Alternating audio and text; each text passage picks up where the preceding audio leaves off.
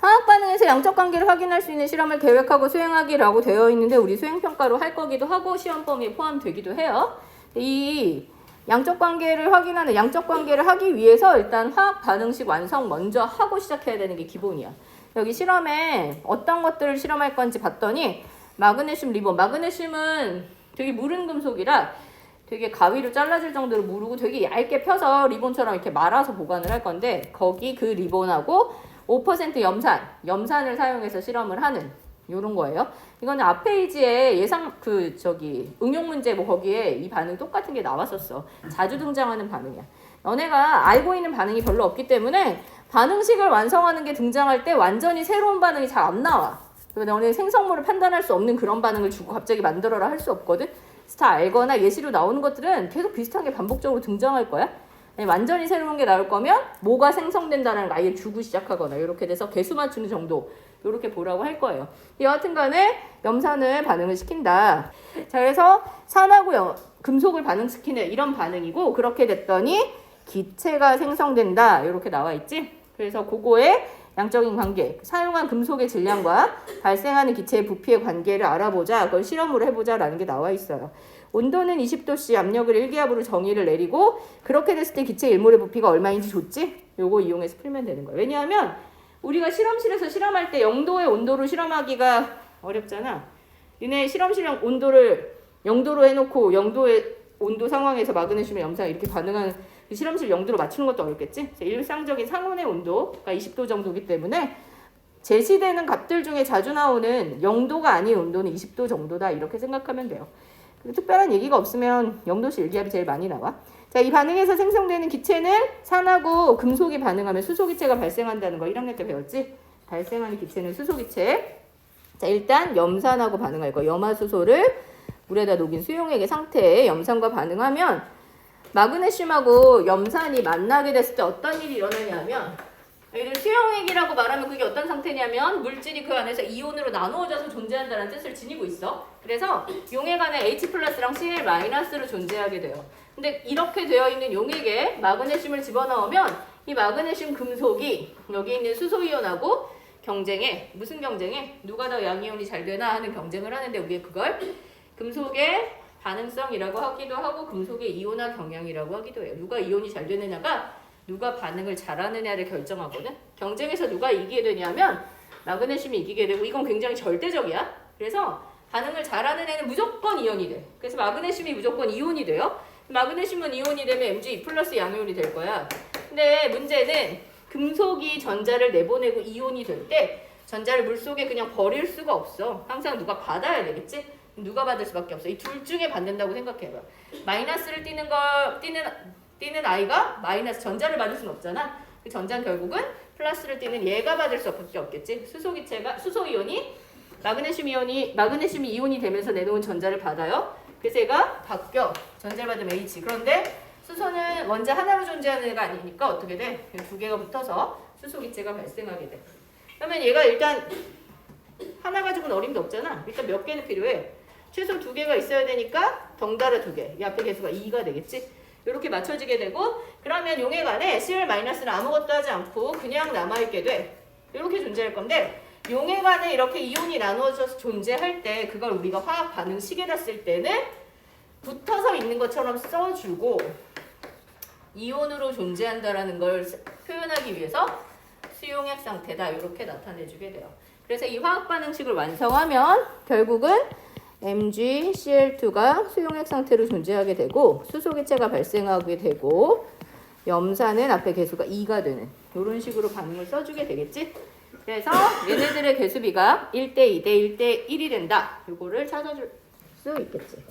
반응식은 뭐 이렇고 이제 양적 관계 물어보고 있으니까 실험을 이렇게 하는 거야. 마그네슘을 잘라서 0.02g, 0.04g, 0.06g 아주 조금씩 잘라서 이제 3번 실험할 건데 그때 요거 중에 한 가지만 예로 보면 마그네슘 0.02g이 몇 몰인지 계산하고 그 몇 몰인지 마그네슘이 사용이 돼서 다 반응을 하면 그때 생성되는 기체가 몇 몰인지 물어볼 거야. 그런데 반응식을 보니까 마그네슘이랑 H2 기체의 개수비가 몇 대 몇이야?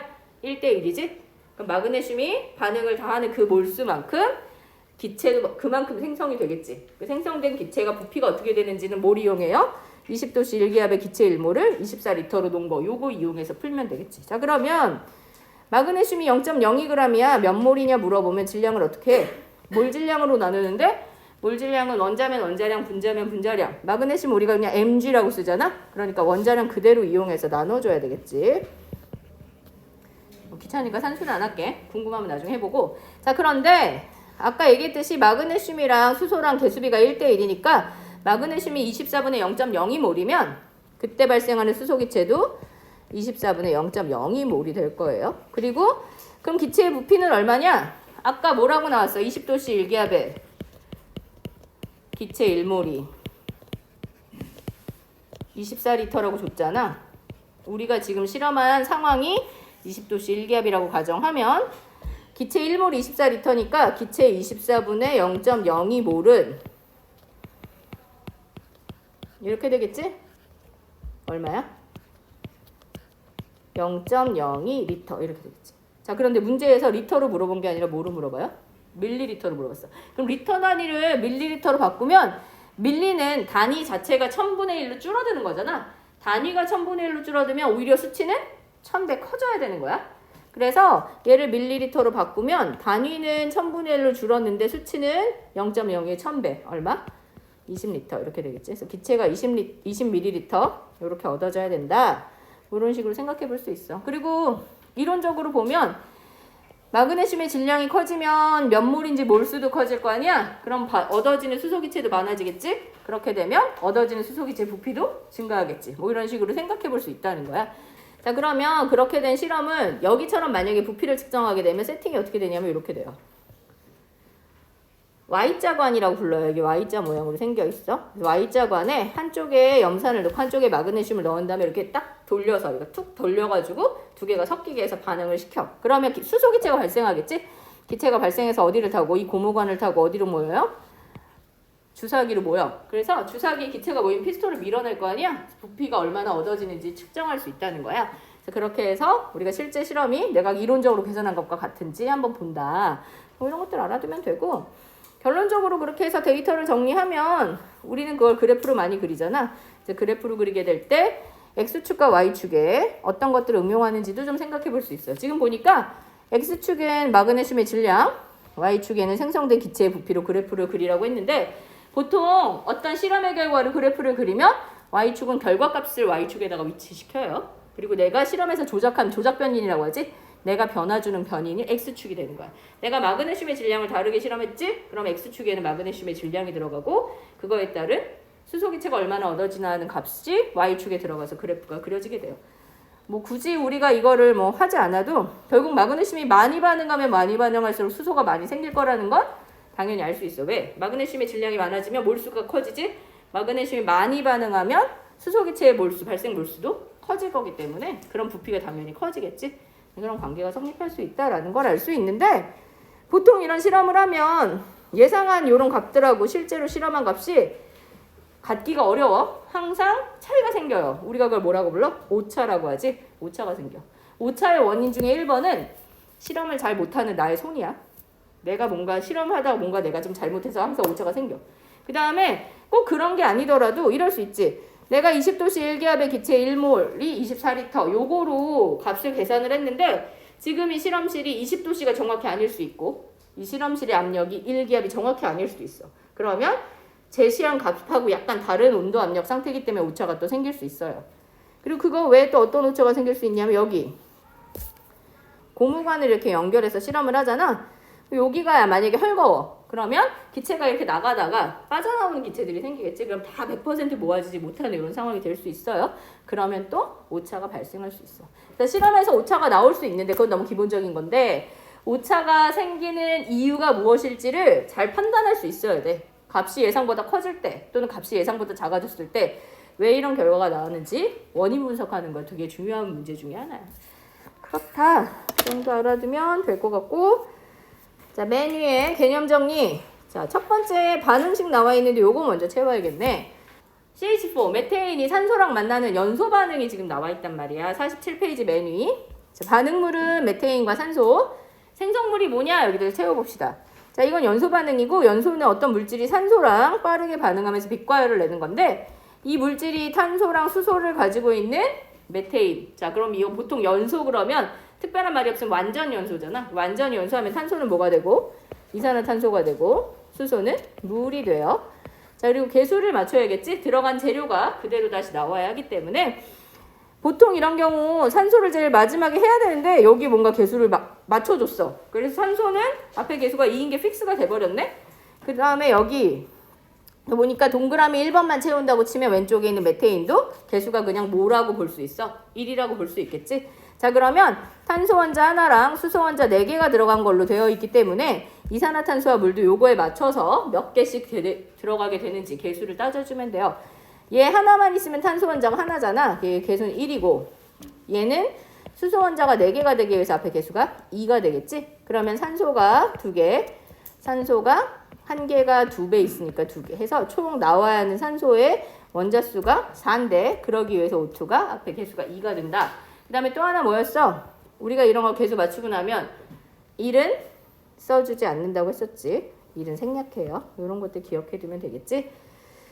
하나만 더 한다면 상태를 써줄 수 있겠지. 기체. 원래 보통의 경우 메테인 연소 반응에서 H2O는 물이야. 그래서 보통은 L이라고 쓰는 게 맞고 만약에 특별히 수증기라고 해야 되면 그렇게 말해줄 거예요. 기체 상태에 뭐 수증기가 얻어졌다거나 이렇게 말해줄 거예요. 앞에서 우리 이거 할 때 G라고 썼잖아. 왜 그런 거야? 그때 이걸 굳이 수증기로 쓴 이유는 계수비가 기체의 부피비와 같다라는 그 비율 얘기하기 위해서 그랬던 거야. 일반적으로는 연소 반응을 통해서 얻어지는 물은 액체 상태의 물인 경우가 대부분이에요. 자, 그래서 반응식에서의 계수의 비율이 의미하는 반응보다 그 반응에 참여하는 물질의 분자수의 비율과 같고 분자수는 결국 개수니까 몰비와 같고 기체라면 그 기체의 부피비와 같다. 기체가 아니면 부피를 언급할 수 없어요. 이거 기억해두고. 같지 않은 것은 뭐지? 맨날 나오는 질량을 구할 수는 있지. 그러나 질량의 비를 구할 수는 있으나 질량비는 그 수치와 비율이 같지는 않다.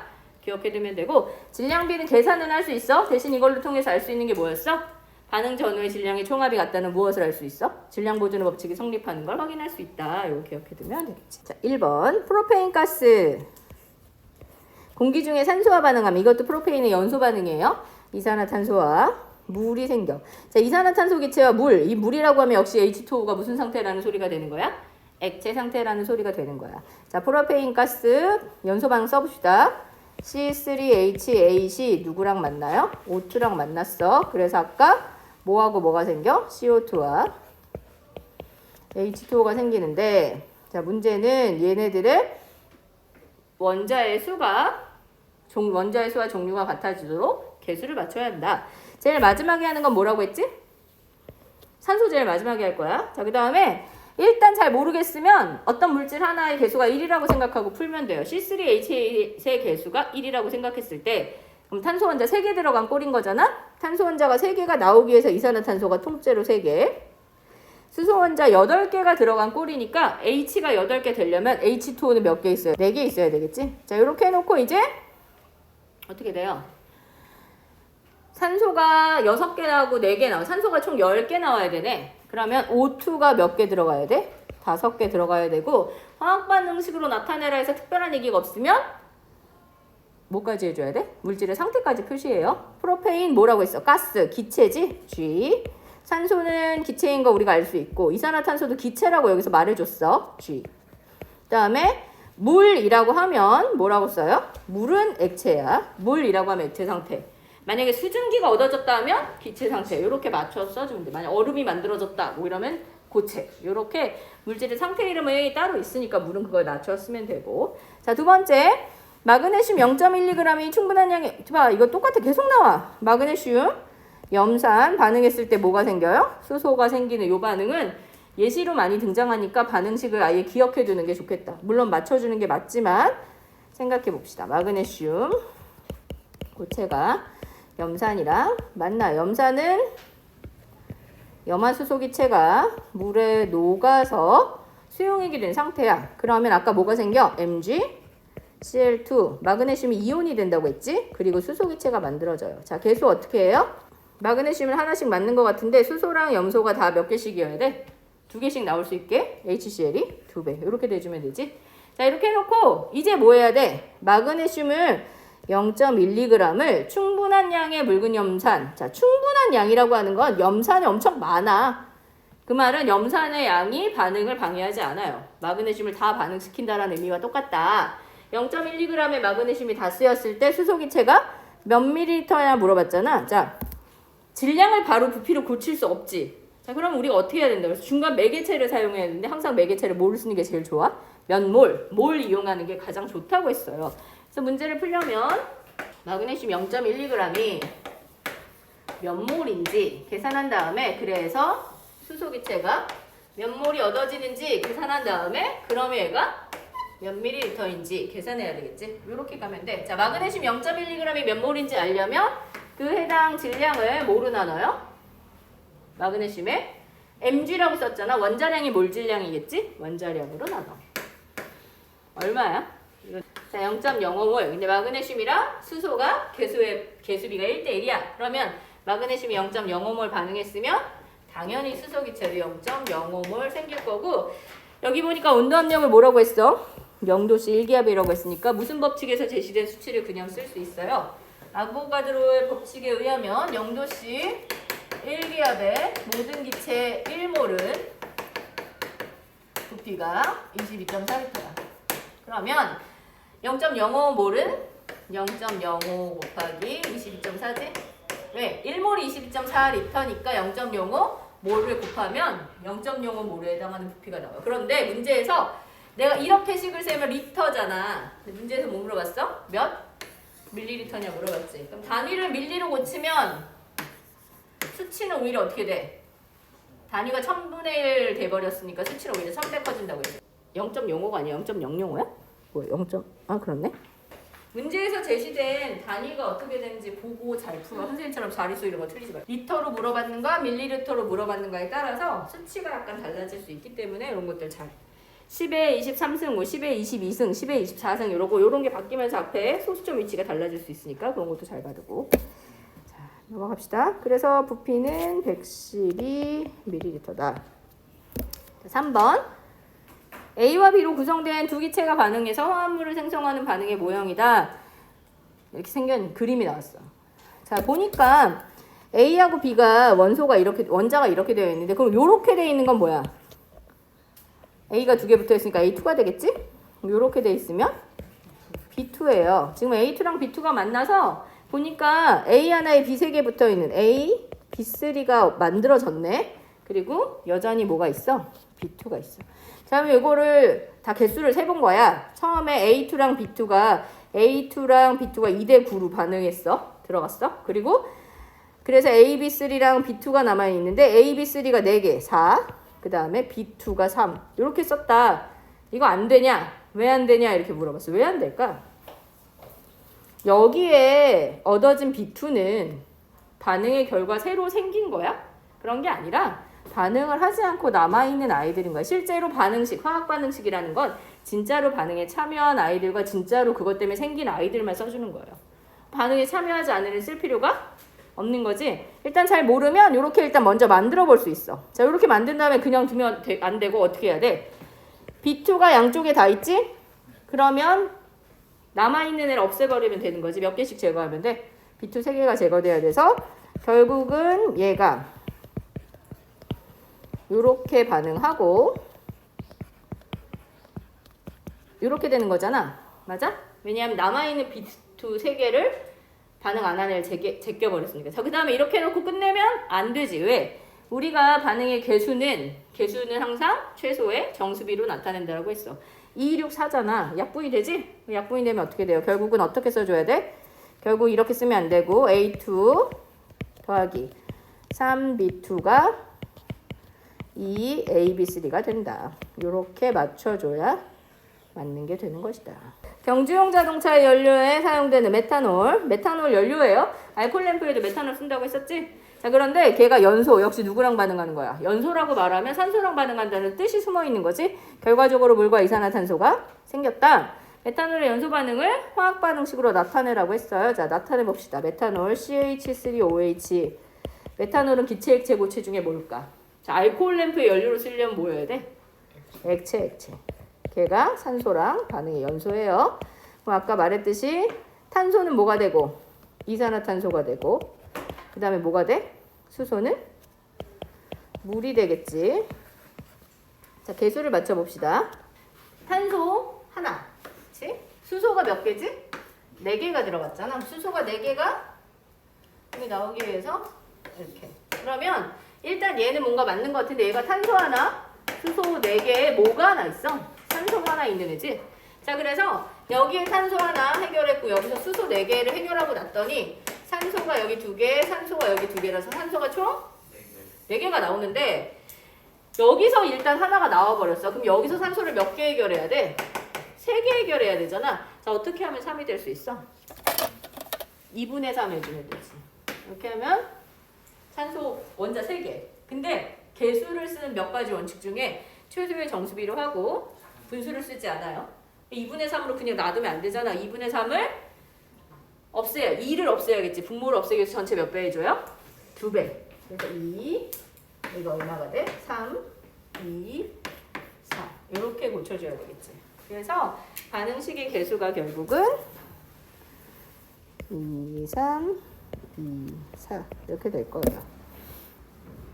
자, 그 다음에 0도씨 1기압에서 32g의 메탄올을 연소시킬 때, 자, 메탄올 32g을 연소시킬 때 생성되는 이산화탄소의 부피와 그럼 생성되는 이산화탄소는 부피가 얼마냐? 몇 리터냐? 그 다음에 물에 몇 g이냐? 요거 물어봤어요.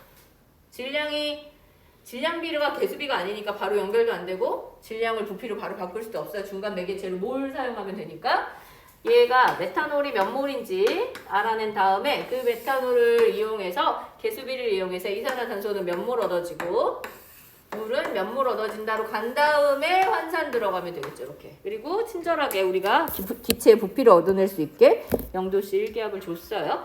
자, 그러면 메탄올 32g이 몇 몰인지 알려면 메탄올의 몰 질량으로 나눠야 되잖아. 자, 메탄올의 몰 질량 어떻게 돼? 몰 질량은 분자량과 같지? 그래서 탄소, 수소 몇 개야? 4개. 산소 하나 얼마야? 이렇게 되네. 그렇네. 그럼 메탄올 몇 몰을 연소시킨 거야? 1몰 연소시켰네. 자, 메탄올 1몰 연소했고 메탄올이랑 이산화탄소는 개수비가 2대2니까 1대1이지? 그래서 메탄올을 1몰 연소했으면 이산화탄소 1몰 얻어질 거고 메탄올하고 물은 개수비가 1대2니까 메탄올을 1몰 연소했으면 물은 2몰 생기겠지? 이렇게 될 거야. 자, 그거를 질량하고 부피로 환산할 건데 이산화탄소 기체 0도씨 1기압에 요거 줬어. 모든 기체는 아보가드로 법칙에 의하면 모든 기체는 0도씨 1기압에서 기체가 1몰 있으면 그 기체의 부피가 얼마다? 22.4리터다. 이렇게 되겠지? 자, 그러면 지금 1몰이니까 얼마야? 22.4리터. 이렇게 될 거고 질량은 어떻게 돼? 몇 몰인지 알면 그걸 질량으로 환산하기 위해서 우리는 얘 몰 질량, 다시 말해 분자량을 구하면 돼요.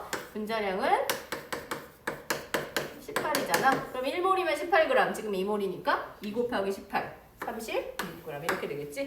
앞에서 문제 풀면서 한번 설명했지만 우리가 분자량 같은 걸 구할 때 반응식 안에 분자가 있으면 요 4, 막 2 이런 거에 자꾸 영향을 받으려고 해. 그런데 그렇지 않아. 분자량, 원자량 이런 건 그냥 그 물질의 분자식 요거 딱 그것만 가지고 푸는 거예요. 그래서 그렇다. 그래서 이산화탄소의 부피는 22.4리터고 물의 질량은 36g이다. 이렇게 되겠지.